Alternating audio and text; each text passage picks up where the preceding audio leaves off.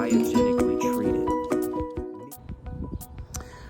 What's up, everybody? Ryan back again with another DIY install, and I'm pretty excited about this one because this is something that I think everybody should know how to do. It is a little, it can seem a little scary because it deals with the braking system, but if you know what you're doing and you take your time and you double check everything, you'll be fine. But again, if you don't feel like you can accomplish this on your own, take it to an authorized dealer, an authorized shop, just I mean, almost every shop does brakes, especially if you provide them with the rotors and the pads, which we're doing today. We're doing a complete swap out of the front brakes on my 2015 K900. Mine has a V8 in it. I'm not 100% sure if the V6 models have a different front brake setup. Something I just didn't look into before doing this, but this is very straightforward. It's something that you can do in your garage, which is where all of these are shot. These are for my, DIYers, the garage gurus, the weekend warriors. And man, it's been sweltering hot here in Central Texas for the past couple weeks. There's been a high pressure dome sitting over us, so it's been 103, 4, 5 with a heat index of 110 to 115. So it is Saturday morning about 8 a.m. and maybe about 75 degrees out. The wind is blowing. I'm taking full advantage of this weather, and I'm gonna knock this out real quick so I can go get my test drive, and maybe I'll go get a coffee after this with my new brakes. But the reason I'm super excited about this video is because I waited 6 months, actually 7 months, to get these rotors. Now, these aren't like special order rotors. These are StopTech slotted rotors. You can get I got them from TireRack.com, and shout out to all the people that stayed engaged with me and gave me order updates. What happened was one rotor, just one, was back ordered for 6 months. I ordered these rotors on January 1st of 2023, and today is July 1st of 2023, and I received them yesterday. So I'm not wasting any time before slapping these on, because I've got the steering wheel shimmy. One thing that you can tell if your rotors are warped is when you apply any type of brake pressure, typically light to medium pressure on the brake pedal, your steering wheel will vibrate. I mean, it'll just, I'm sure if you're watching this, you probably currently have that, or you've been driving a vehicle where that is a thing. And that's just kind of one of the dead giveaways that your rotors are warped. So you can resurface them, or you can have them turned. A lot of companies are getting away from that now because there's room for error. Every Kia rotor that I know of, so I could assume for every manufacturer, has a maximum and a minimum thickness. So you would get your rotor caliper and measure it and say you had max 27 mil. Actually, that's pretty thick. Anyway, there's just room for error. So a lot of companies are just going to straight replacement on rotors. In today's market, rotors are relatively inexpensive. We're talking anywhere from $80 to $120. These rotors I got for $150, but there's a special thing about these rotors. They are cryogenically treated, meaning that they are subjected to extreme cold to harden the material that they're made out of. And with these big boats that we drive around, over 5,000 gross curb weight, you got to slow down. You've got to slow this thing down, especially those that have a heavy foot, because it's got a V8 in it. So some of us like to play a little bit. So these will probably outlast multiple things on this car. I mean, the StopTech brand is a very reputable brand. I've had those rotors and pads on various other cars back in the day, but I wanted to try the cryo treated because they claim that they won't warp, and the various other additives that they say about these rotors. So I'm just gonna give them a test try. But I figured why not get a very good rotor, that's gonna, do its job.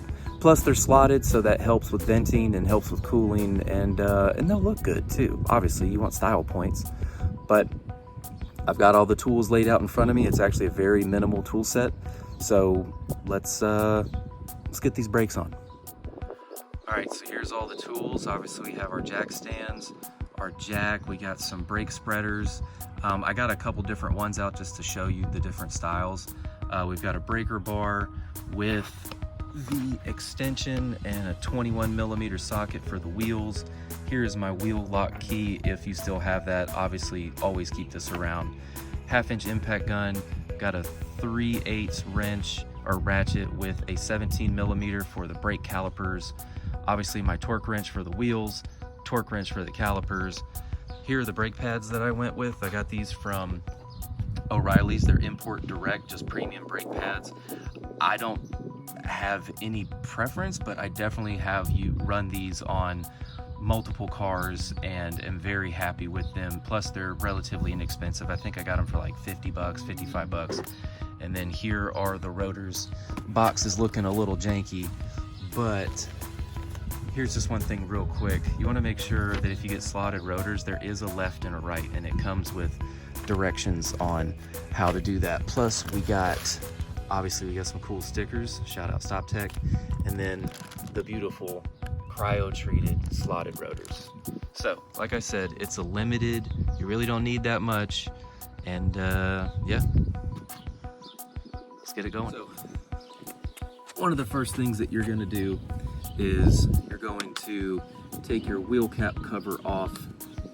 You can use a hook pick, you can use a flat tip screwdriver, whatever you got to do to get this wheel cover off. Now, this is something that I like to do before I put it on jack stands, is I like to break the lug nuts loose.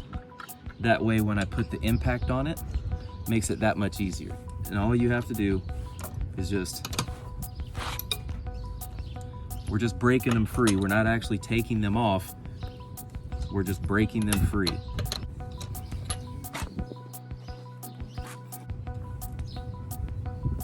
There, see, just 1/8 of a turn. So now, when we get this on jack stands and we put the impact on, vip, vip, vip, they'll come right out. So let's get it on jack stands, and remember to always secure your rear tires. It's called chalking your tires, so that way in the event that the emergency brake comes off.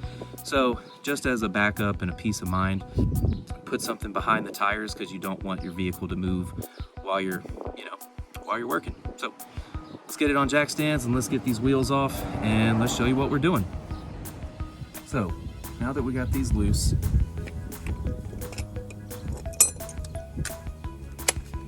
we can take our impact gun and take them off. Now, if you don't have an impact gun, this is a 1/2 inch.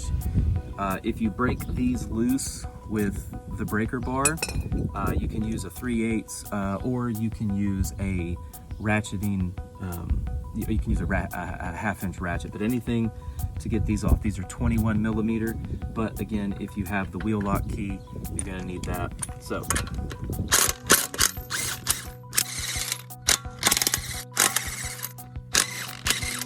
taking these off is rather easy. That's why breaking them loose makes a lot of sense.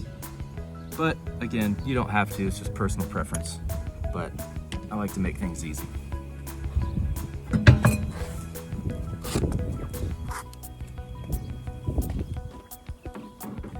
As you can see here, we have the rotor and the caliper, and we're gonna need to take a couple things off back here to gain access to the 17mm bolts that are holding on the caliper. Also, something that you're gonna need is what we call an impact socket or an impact screwdriver. It's way over there. But we need to break these 3 screws, and the screws basically hold the rotor to the hub. And from what I've been told over my years is that these screws are actually there to hold the rotor on the hub while it's going down the assembly line so it doesn't fall off. Because obviously once you put your caliper and bolt it into place and then you bolt in your rim, the rotor should stay still. But in my opinion, if it came on the car, it needs to go back on the car. These are very susceptible to stripping, so be very careful when you take these out to not to try not to mess up the threads, because you mess up the threads on one of these and you're gonna have to get a drill and possibly some type of medication to deal with this, because I've done it plenty of times. It just happens. It just, I mean, these screws are in here, they're exposed to extreme heat and they just wear out over time. And if you don't have the proper tool to get these out, this will take a lot longer than you expected. So let's get a few more tools together and let's get all this broken down and let's get the new stuff on. All right, first things first. Due to camera placement, you're not gonna see my face much, but my face isn't the subject of this. So first what we're gonna do is we're gonna knock out these screws. So the reason they call this an impact screwdriver is, as you can see, this is a Phillips, but at this, see how it moves a little bit? So as it moves, it turns. So instead of you having to turn it, the minute that it feels the impact, it turns in whatever direction you have it set to. So obviously we're coming off. So as you can see, I can't turn this by hand, but with a little bit of love, these should come off that easy. And I'm really hoping that this last one comes off that as easy as the other two. But you don't want to force it, but get in a good position. And then once you get the Phillips head into the screw, you want to give it just a little bit of pressure. So that way when you hit it, it turns. And you should only have to hit it once. Whew. Yes, sir. All right, now that we got those three out, set these to the side. Now let's go to the back. All right, welcome to inside the wheel well. We only have 3 bolts to take off. So this is your, if I can find it, this is your top caliper mounting bolt, and this is your bottom one. That's it. That's the only thing that holds this big old caliper to the knuckle.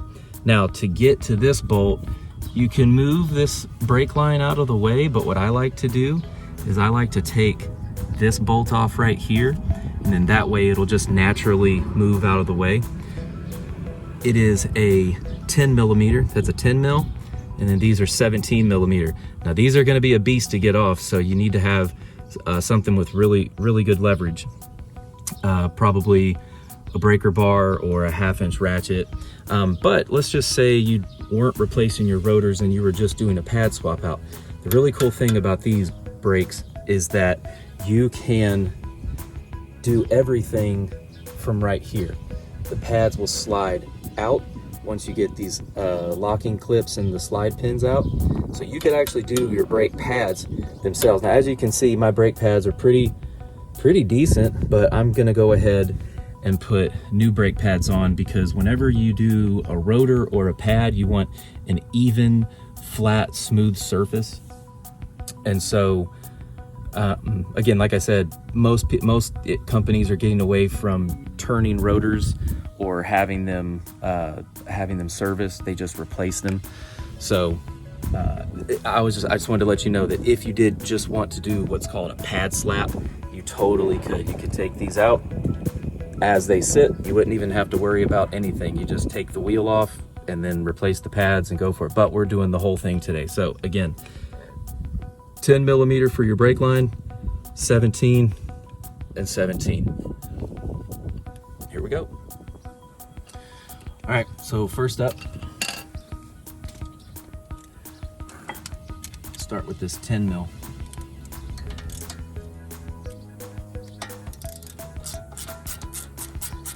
And it shouldn't be tight. I mean, it should be tight, but nothing nothing too egregious. So you just take that out, and now see how you have full access. See how this kind of just moves out of the way. Now you can get to the top mounting bolt. All right, so put that to the side. Now, like I said, this one is probably gonna be a little tough, so bear with me.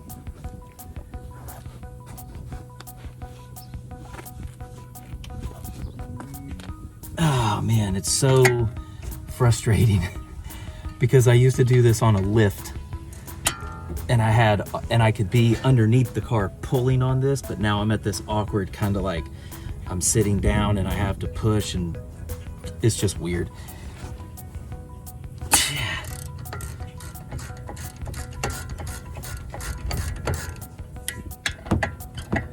And then if you happen to have electric tools,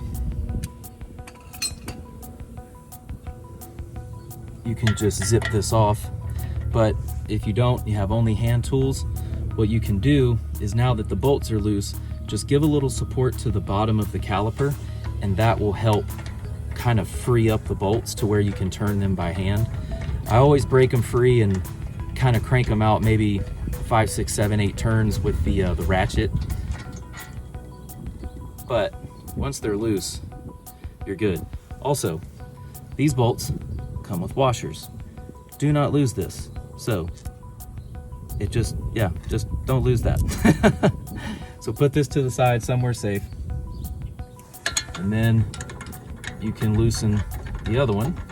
Like I said, so like this is me not support, well, you can't really see it, but my hand is not supporting, and this is really hard to turn. But if I give it just a little bit, like see how it's loose now? A little bit of a lift, the bolt will come right out. Now be careful, this caliper wants to go bye-bye. But those 3 bolts, I'm telling you, and again, one of them was optional, but it's just to make your life a little bit easier. Now this will slide right off. Now, I'm just putting this over to the side back here, because the one thing that you don't want to do is you do not want to stress your brake line. This one right here. So they make these things called caliper hooks, where it looks like an S, or a J, but typically the S hooks, and they attach to the caliper like a mounting bolt, or somewhere on the caliper, and then you hang it from like the spring or the knuckle, so that way it just has that added support. But I don't currently have one. I actually don't know where it's at, so we're just gonna keep on trucking. But again, what I'm gonna do is I'm just gonna take this and keep it out of the way for now over here on the front side of the knuckle, and kind of keep an eye on it. But as you can see, this rotor, it's on there. Typically you should be able just to kind of like tap these, and you know, the rotor will come free. What you want to do now is you want to get a hammer. Specifically, a rubber mallet is the one that you want to go for. I don't exactly know where mine is at. It's gone the way of the missing, but I do have this one. And so what you want to do is just want to tap around the hub face. Since I'm replacing the rotor, these really don't mean anything to me. So what you want to do with either a hammer like this, if you're replacing your rotor, or a rubber mallet, you just strike the face of the rotor back here.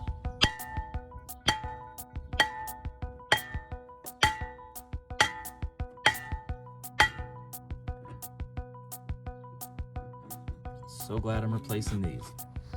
All right, so here's new rotor. Obviously you can see it looks a little dirty, but what you want to do is you want to find some brake clean or some type of alcohol, because some of these are shipped with a thin film of like oil just to keep it from oxidizing.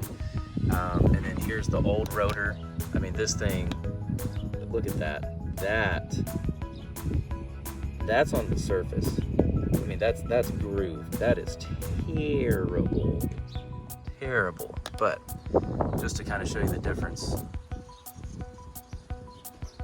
And also, the best part is when you get slotted rotors, one's left and one's right. You want to make sure that you install these. Now, StopTech did provide an instruction sheet that kind of show you, you know, and they even have like rules like step 1, 2, 3, 4, 5, 6. So make sure, oh, there it goes. Make sure that you install these on the right side. So let me clean these up and then we'll put them on. Okay, now that we got it wiped off, let's go ahead and install it. And you can do this two ways. You can grab the outer disc, or you can grab the center hub, but you're gonna be fighting yourself if you go this way. So just with hands open, just find studs and slide it on. Now, this hub is really neat because it comes pre-drilled. 1, 2, 3, every stud has a mounting bolt hole. Some hubs you'll have to line up the disc face with everything, but on this one you can just drop it right in. Now from here we want to take our screws and then just start them. So put one in. Now you can see it's still not fully seated. So put it in the hole, push it back, start it, turn by hand, make it snug. Same for the last one. So once you know it's snug, you'll see the rotor start to turn. Since the axles are on the rear of this vehicle, you don't have to worry about the axles slowing you down. There's that one. And there is that one. Now, the trick to getting these to stay still so that you can properly secure these is just kind of rest your leg up against it and just give it a couple taps.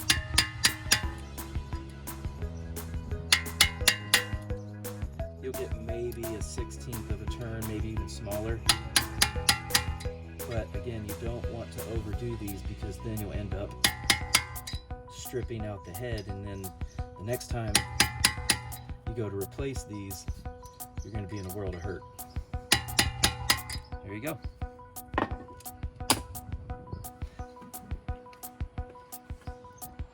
Just as a note, so now that we've got the rotor installed, now we have to get the pads installed.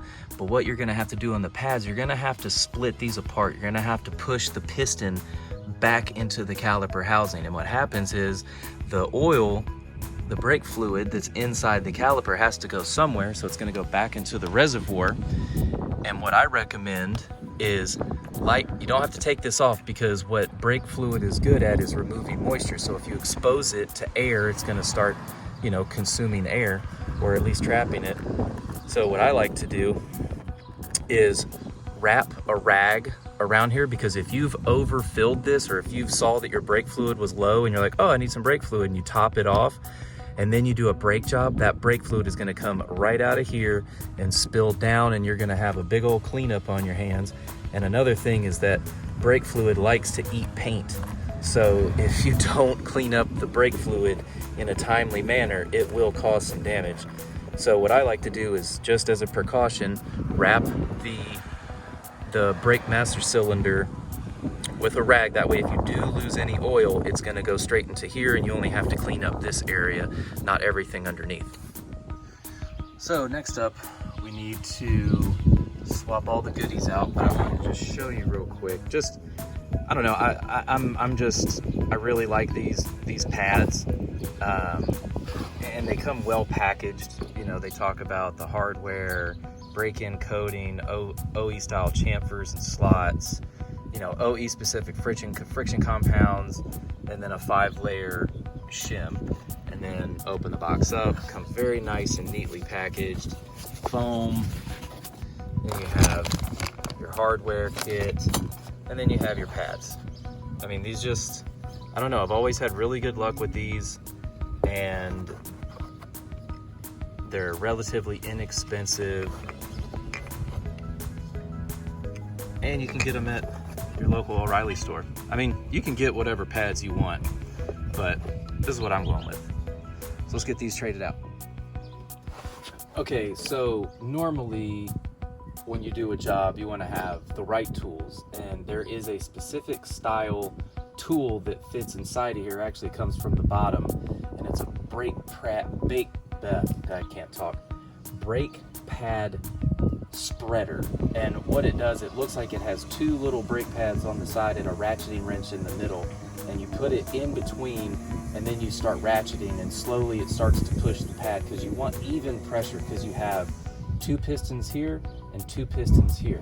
Now I don't have that tool, so what I'm doing is I'm using a pair of channel locks, and what you want to do is you just want to grab,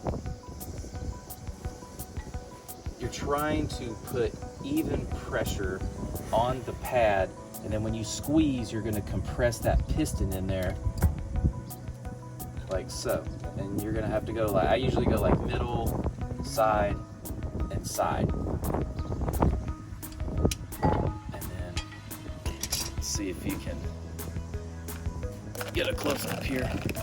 Sorry for the shakiness. But as you can see, there's the piston. See this gap that I have up here? That's the one that I did not press. Now you can see no gap.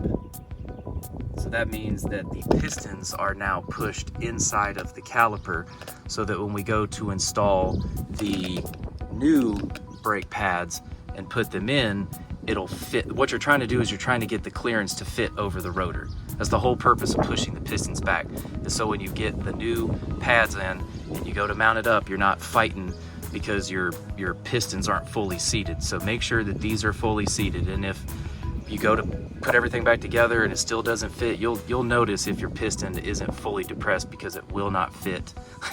It just won't fit. So once you get these fully depressed, then we can start tearing this apart. All right, so now that we have the pistons depressed, next up is we got to take out the locking pins. All you need is a pair of needle nose, and you're going to take these pins. Be very careful not to lose them, just like that. Little R clips. Put it to the side. Sometimes you might have to rotate the pin here to get access to it. There's the other one. Now from here, take a hammer or a small tool, and you want to gently tap these like so.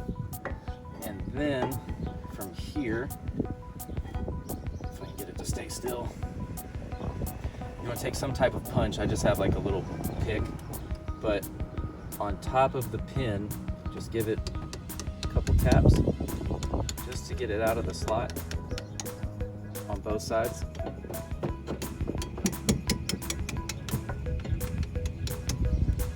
And then from here, you should be able to pull these straight out.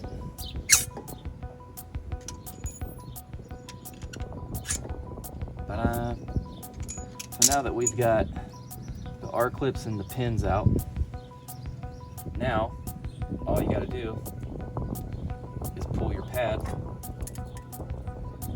straight out. Now you can go from the bottom, you can go from the top, but they'll come out.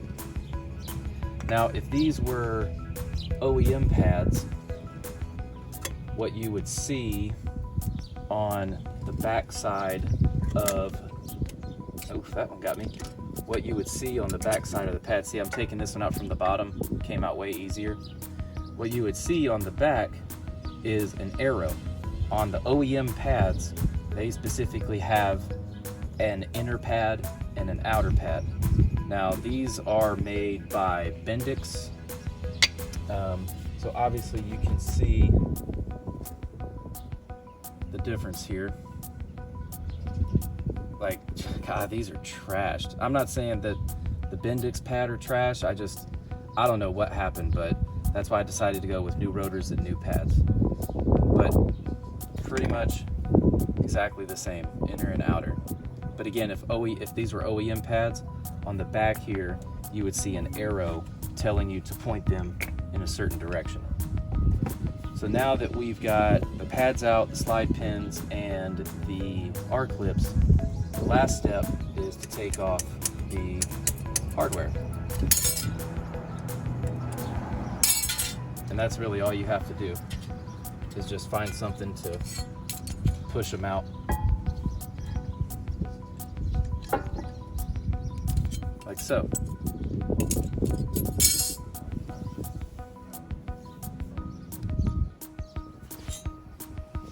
Okay, now it's time to put everything back together. So the one thing that I really like about this brake system is that everything just kind of drops in. There's no real special anything.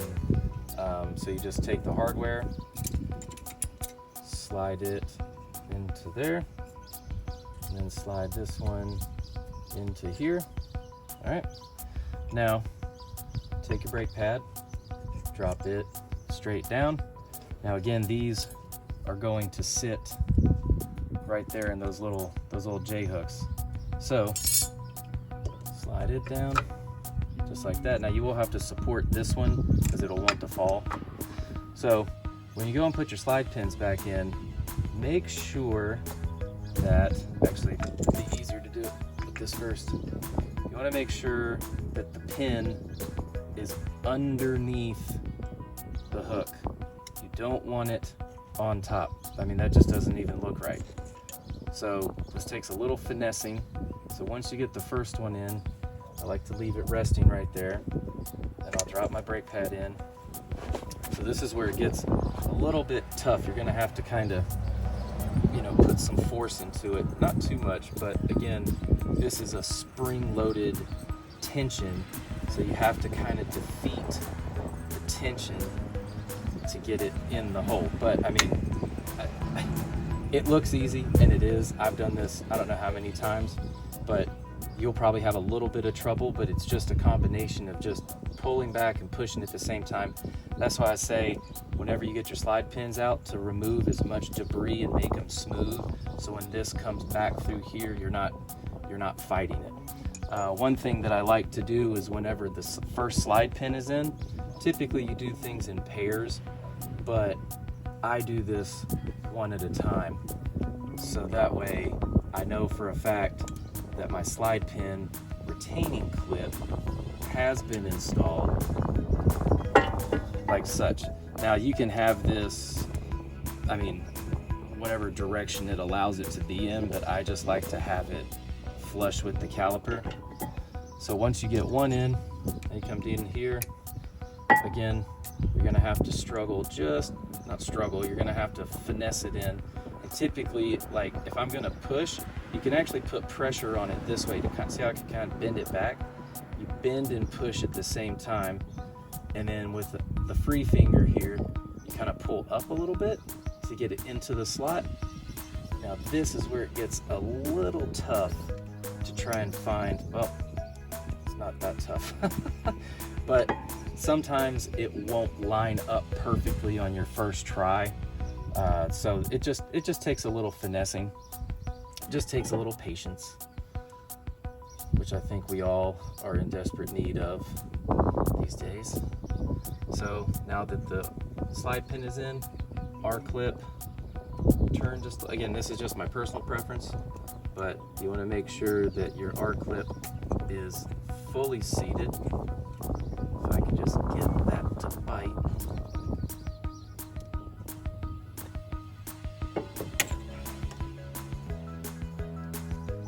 Like I said, sometimes it works smoothly, sometimes you got to give it a little love. There we go. So that's what it looks like properly installed. Again, these can be in any rotation, but I just like to have them symmetrical.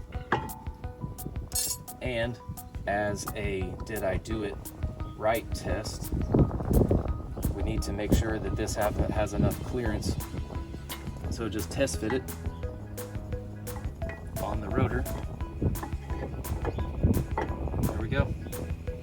This will drop right back in. Just like that. Awesome. There There you go. And there you have it. It's that easy. I'm not gonna bore you with the reinstallation because everything is done in reverse. The only thing that I would recommend is obviously torque the calipers, the caliper bolts, the 2 caliper bolts, torque them to spec.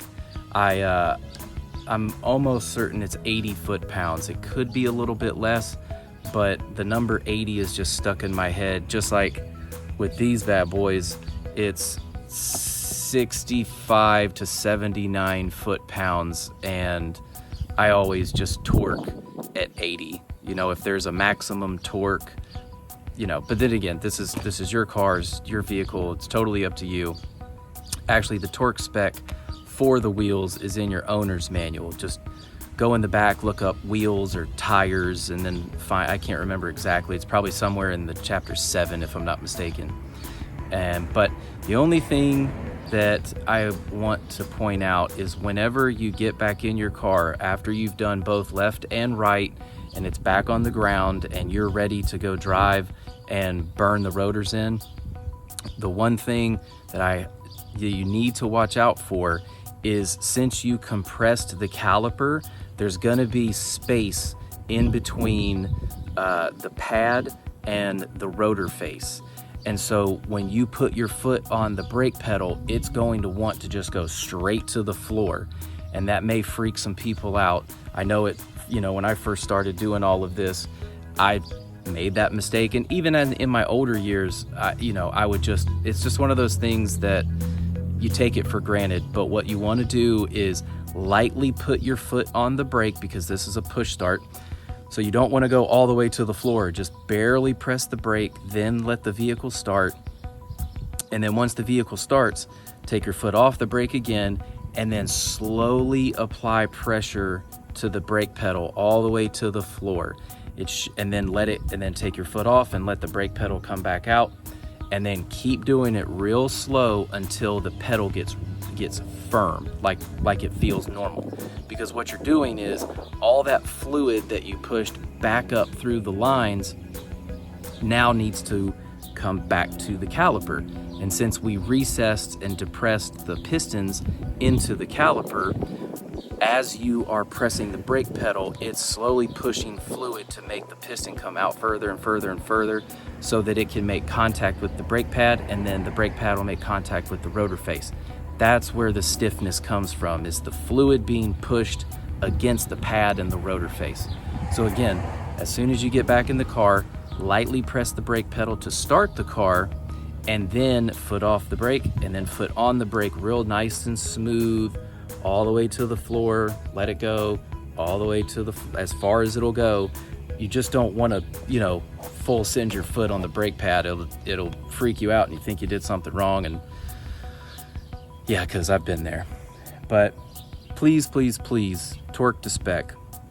If you don't have a torque wrench, for the love of God, do not put an impact on that thing and give it like 3 ugga-duggas. If you don't know what an ugga-dugga is, ask any mechanic that's ever ugga-duggaed. Because, oh man, the biggest thing is that when you're torquing your wheels, if you over torque them, you technically could warp your rotor. It's not common, but for those people that like to just hammer on, you know, lug nuts with an impact and not give a shit about torque specs, it's a personal preference. Torque specs, torque spec, torque spec. So thank you for joining me. I'm sorry that it took so long, but again, I just do these as the vehicle needs stuff. I have some other parts and pieces laying around that I'll eventually get to, but it's not time yet. But like I said, I've been waiting 7 months for these rotors, and they are the StopTech cryo-treated slotted rotor. And the reason I got the cryo ones is I've never had them before. And since this is a heavy vehicle and it requires a fair amount of stopping power, I wanted to get, you know, some upgraded brake rotors. The brake pads I got from O'Reilly's. Again, you could get Hawk or StopTech or EBC or, you know, Akebono, whatever. There's plenty of brake pads out there, but I just went with something that I could pick up at the hardware store. Again, this is not for the faint of heart, brakes are a very, very, very important part of your vehicle, obviously. So if after watching this you don't feel like that you can do it, that is 100% okay. You can take it to people like me, you can take it to your independent shop, you can take it to your dealership, take it somewhere and let them have them professionally install it. But these videos, again, I am not sponsored by anyone, disclaimer, this is just for educational purposes only. I'm just showing you what I do to my car over my many years of being a master tech for Kia. Do this at your own will. You know, please don't come at me if you mess your car up. I guess I'll have one of those like description disclaimers down at the bottom like everybody else does. But again, I'm just trying to help everybody out. I know obviously money's tight, money's been tight, money's always gonna be tight. Well, for most of us. Some people out there, you know, money ain't no thing. But if you wanna have that pride of ownership, if you wanna get out in the garage and just do something and be proud of your work and your labor, give it a shot, man. Give it a shot. Just make sure you have all the tools, properly support your vehicle. I'm sorry, man. It's a windy day. It's a beautiful morning out. Everybody's cutting their grass and got their motorcycles riding. So I apologize for the audio on this. It's typically not this busy, but then again, it usually is. So anyway, until next time, I'll see y'all later.